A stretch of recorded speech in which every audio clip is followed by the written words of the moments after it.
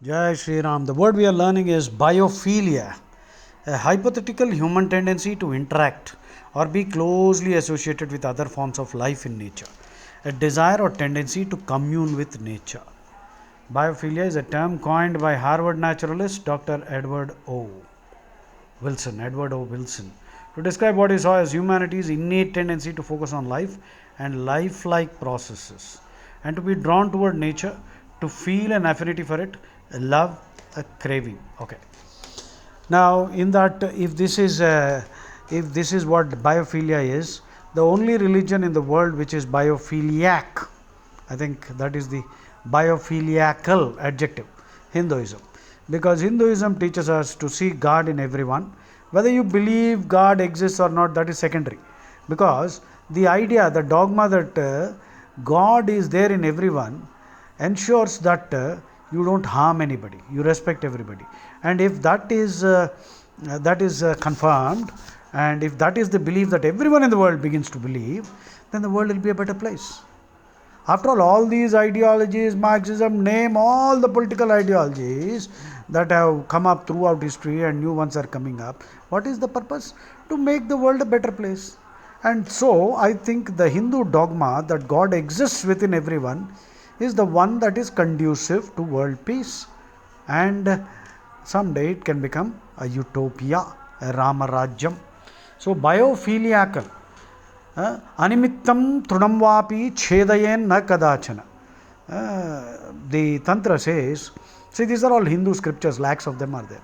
Everything owes its origin to Vedas. So, Vedas are the seminal scriptures, that is the source, and everything else is derived.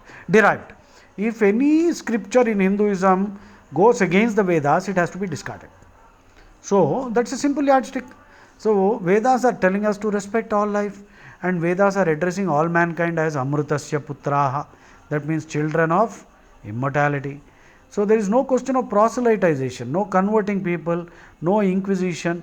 Inquisition means, interrogation and torture. It is the darkest chapter of Christian history. A medieval tribunal set up to stamp out heresy. And in this process, they started killing. In India, Goan Inquisition, lakhs of Hindus were tortured to death, burnt alive. And throughout history, that is the truth. So, Abrahamic religions, unfortunately, are not biophiliacal, because their holy books say, go out and claim dominion over the earth and the sea. That is why they loot. They treat earth as a commodity. All pagan religions, this word pagan is used to actually insult Hinduism. Pagan, heathen, gentile, and of course kafir and kuffar is the plural. These words are extremely pejorative, derogatory terms which are insulting. Incidentally, kafir means najis. Najis means shit, fecal matter. So ask any mullah, what is the meaning of najis, and is kafir najis? And also ask, what is the meaning of this sentence? Kafir wajibul qatl. This is a Quranic statement. Kafir wajibul qatl, which means the infidel deserves to be killed. And if you look at the Bible, Deuteronomy, there are so many, I am just quoting one. Deuteronomy 13, 6 to 13. Make a note. It says, if somebody is worshipping another god, they should be stoned to death, and the entire city should be burnt down.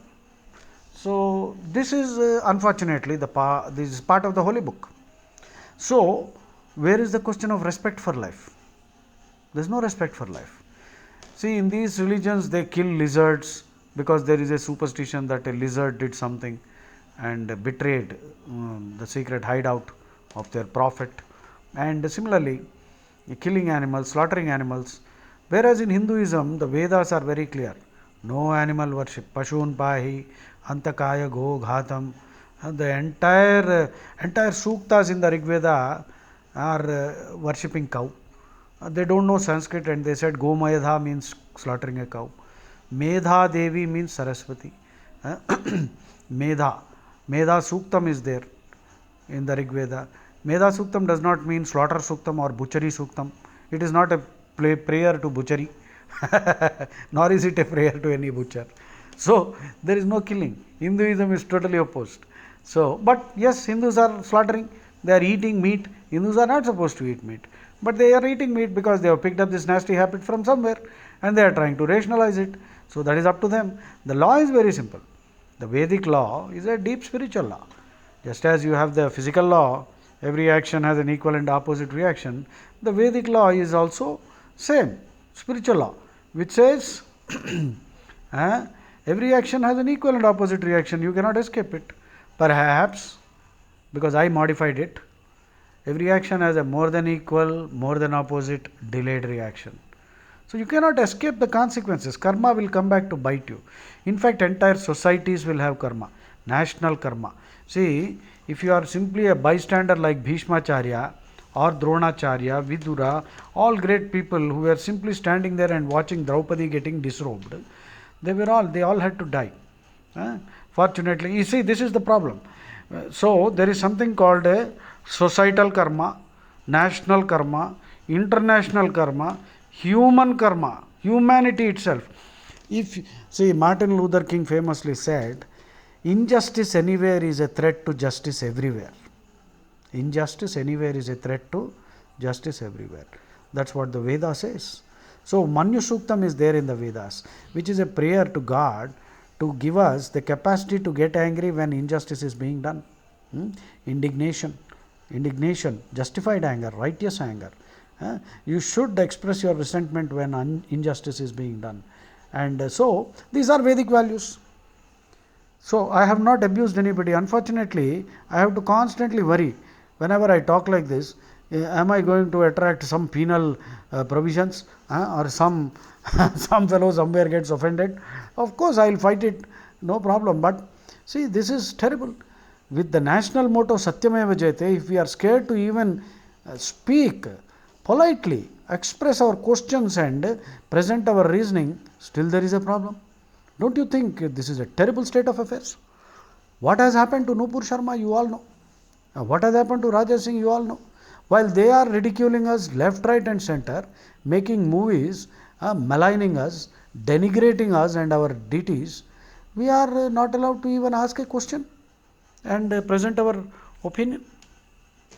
Biophilia is a lovely word. I love this word. I am a biophiliac because I am a Hindu. Okay, they have reified even the word Hindu. Hindu is such an abstract term. You cannot call anybody a Hindu just like that. Now, Hindu is an abstract term which has been reified. So you see, just like reification means treating an abstract thing, an abstract concept as if it is a real object. For example, a red rose. A red rose is the reification of love. So, in fact, all Hindu gods and goddesses, Vinayaka is a reification of wisdom, knowledge, learning. Big ears, you have to listen more. And big head, big brain, think a lot. And don't speak too much. And a big trunk, which is very hypersensitive. So, able to know the nuances, pick even small differences. So, if you go on looking at the deities, Hindu deities, Saraswati Devi, again, here is a reification of learning and all arts. She is the muse. So, Rama is a reification of dharma. So, if you look at all Hindu deities, they are a reification of some abstract concept. In fact, that is the meaning of reification. Reification means treating an abstract thing as if it is a real object. Okay? Happiness, searching for happiness, looking for happiness. Is happiness like a key or something that you have lost? Is happiness like a chair? Or is happiness like a coin, money? If you have lost a coin, you can search for that coin. But what do you mean by searching for happiness, looking for happiness? So you have reified happiness. Hinduism, you see, all the deities are reifications of great virtues. Jai Shri Ram.